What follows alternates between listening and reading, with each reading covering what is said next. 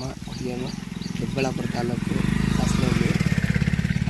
ಈಗ ನಾನು ಏನು ಮಾತಾಡ್ತಾ ಇದ್ದೀನಿ ಅಂದರೆ, ಕೊಟ್ಟಿಗೆಮಚ್ಚಲಹಳ್ಳಿ ಗ್ರಾಮದ ಸುಮಾರು ಒಂದು 40-50 ವರ್ಷಗಳ ಹಿಂದೆ ಆಗಿರೋಂಥ ಒಂದು ಮೋರಿ ಯಾವುದೇ ರೀತಿಯಲ್ಲಿ ಮತ್ತೆ ಕಾಮಗಾರಿ ಆಗೇ ಇಲ್ಲ. ಅದು ಸುಮಾರು ದಿನಗಳಿಂದ ಟ್ರ್ಯಾಕ್ಟ್ರು, ಲಾರಿ, ಬಸ್ಸು ಅವೆಲ್ಲ ಓಡಾಡ್ತಾ ಇರ್ತವೆ, ಮಕ್ಕಳು ಓಡಾಡ್ತಾ ಇರ್ತವೆ, ಮಕ್ಕಳು ಸ್ಕೂಲ್ ಬಸ್ ಓಡಾಡ್ತಾ ಇರ್ತವೆ. ಸೊ ಅದನ್ನು ರೀಕನ್ಸ್ಟ್ರಕ್ಷನ್ ಮಾಡಿ ಡೆವಲಪ್ ಮಾಡೇ ಇಲ್ಲ. ಅದೇನಾದರೆ ಡೆವಲಪ್ ಮಾಡಬೇಕು ಅಂತ ಎಲ್ಲಾದರೂ ಪಂಚಾಯತಿ ಅಲ್ಲಿ ಇಲ್ಲಿ ಯಾರಾದರೂ ಕೇಳಕ್ಕೆ ಹೋದಾಗ ಬಂದಾಗ ಜಸ್ಟ್ ಮಣ್ಣು ಹಾಕ್ತಾರೆ ಅಷ್ಟೇ. ಓಕೆನಾ, ಮಣ್ಣು ಹಾಕ್ತಾರೆ. ಮಣ್ಣು ಹಾಕಿದಾಗ ಯಾವುದೇ ರೀತಿಯಲ್ಲಿ ಕೆಲಸ ಕಾರ್ಯಗಳು ಆಗಲ್ಲ. ಓಕೆನಾ, ಕೆಲಸಗಳು ಆಗಿಲ್ಲ ಅಂದಾಗ ಏನಾಗುತ್ತೆ, ಹೋಗ್ತಾ ಹೋಗ್ತಾ ಮಳೆ ಗಿಳೆ ಬಂದಾಗ ತೂತುಗಳು ಬಿದ್ದು ಏನಾದರೂ ಮೋರಿಗಿರಿ ಬಿದ್ದೋದ್ರೆ ಯಾರಾದರೂ ಪ್ರಾಣಗೀನ ಹಾನಿ ಆದರೆ ಸಮಸ್ಯೆ ಅಲ್ವಾ. ಸೊ ಆ ಸಮಸ್ಯೆ ಆಗಬಾರ್ದು ಅಂತೇಳಿ ನಾನು ಇವಾಗ ಎಲ್ಲ ಅಧಿಕಾರಿಗಳಲ್ಲಿ ಮತ್ತು ಸಮಾಜ ಡಿಪಾರ್ಟ್ಮೆಂಟ್ಗಳಲ್ಲಿ ಕೇಳ್ಕೊಳ್ಳೋದೇನೆಂದರೆ, ಈ ಮೋರಿನ ಆದಷ್ಟು ಬೇಗ ಕಿತ್ತಾಕ್ಬಿಟ್ಟು ರೀಕನ್ಸ್ಟ್ರಕ್ಷನ್ ಮಾಡಿ ದೊಡ್ಡ ಮಟ್ಟದಲ್ಲಿ ಮಾಡಬೇಕು ಅಂತ ನಾನು ಕೇಳ್ಕೊತಾ ಇದ್ದೀನಿ. ನೋಡೋಣ ಸಾರ್ವಜನಿಕರು ಏನು ಹೇಳ್ತಾರೆ ಅಂತ ನೀವೇ ಕೇಳ್ತೀರಾ.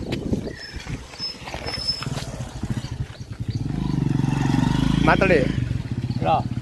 ಈ ಕಡೆ ತಿರುಗಿ. ಹಾಂ ಹೇಳಿ. ಮೋರಿ ಬಗ್ಗೆ ಎಷ್ಟು ವರ್ಷ ಆಯ್ತು, ಏನು? ಹಳ್ಳಿ ಬಗ್ಲಾಗ ಹಳ್ಳ, ಮೋರಿ ಸಮಸ್ಯೆ ಯಾವ್ದು ಪ್ರಾಬ್ಲಮ್ ಆಗಿದೆ. ನೀವು ದಯವಿಟ್ಟು ಸರ್ಕಾರದವರು ಗಮನ ಕೊಟ್ಟು ಇದನ್ನ ಏರ್ಪಾಟ್ ಮಾಡಿ ಇದನ್ನು ಕಿತ್ತಾಕಿ ಮತ್ತೆ ಮೋರಿ ಮಾಡಬೇಕು ಅಂತ ನನ್ನ ಆತ್ಮದಲ್ಲಿ ಕೇಳ್ಕೊತಾ ಇದ್ದೀನಿ. ನಾನು ಪಂಚಾಯಿತಿ ಸದಸ್ಯರಾಗಿದ್ದೀನಿ.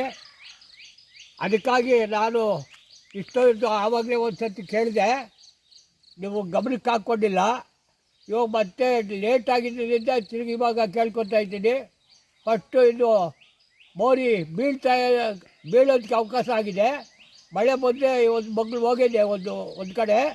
ನೀವು ದಯವಿಟ್ಟು ಇದನ್ನು ಸರ್ಕಾರದವರು ನಮಗೆ ಗಮನ ಕೊಟ್ಟು ಈ ಮೋರಿನ ರಿಪೇರಿ ಮಾಡಬೇಕು ಅಂತ ನನ್ನ ಕೋರಿಕೆ ನಮಸ್ತೆ. ದಯವಿಟ್ಟು ನೀವು ಸರ್ಕಾರದವ್ರಲ್ಲಿ